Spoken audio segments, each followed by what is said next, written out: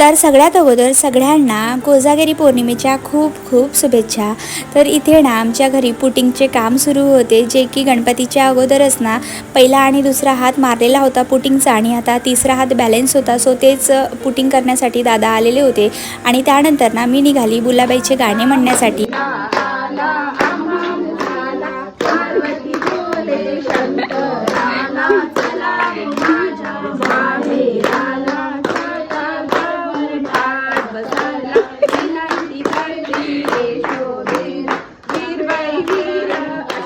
तर आजच्या दिवशी ना आमच्याकडे मस्त अशी बुलाबाईची पूजा केली जाते आणि मस्त अशी ना गाणी म्हणतात। तुमच्याकडे पण ही प्रथा फॉलो करतात का? तर कमेंटमध्ये मला नक्की सांगा। आणि डुगुनी सुद्धा ना देवाला नमस्कार केलं आणि त्यानंतर ना नाश्ता सुद्धा होता। सो नाश्ता वगैरे घेतला आणि मग मी आली घरी आल्यानंतर ना यांचं पुटिंगचं काम सुद्धा झालेलं होतं आणि हे सगळं पसारा ना आता मला क्लीन करायचं होतं।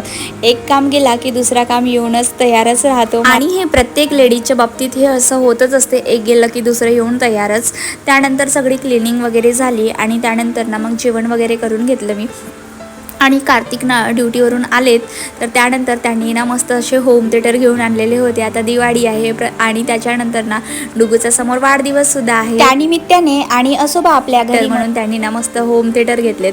आणि इथे डुगूचं बघा काय सुरू होतं, तर अनबॉक्सिंग करण्यासाठी तो इतका एक्सायटेड असतो की सांगूच नका। कुठलाही पार्सल असो किंवा कुठलीही गोष्ट असो, तो सगळ्यात अगोदर अनबॉक्सिंग करत असतो। आणि मी ना इकडे बिग बॉस बघत होते। तुम्ही सुद्धा बिग बॉस बघता का? आणि बिग बॉसमध्ये तुम्हाला आता कोणाचं कॅरेक्टर आवडते तर मला ते नक्कीच सांगा। ओके, मी पण बिग बॉस बघते आणि मी खूप मोठी फॅन आहे बिग बॉसची।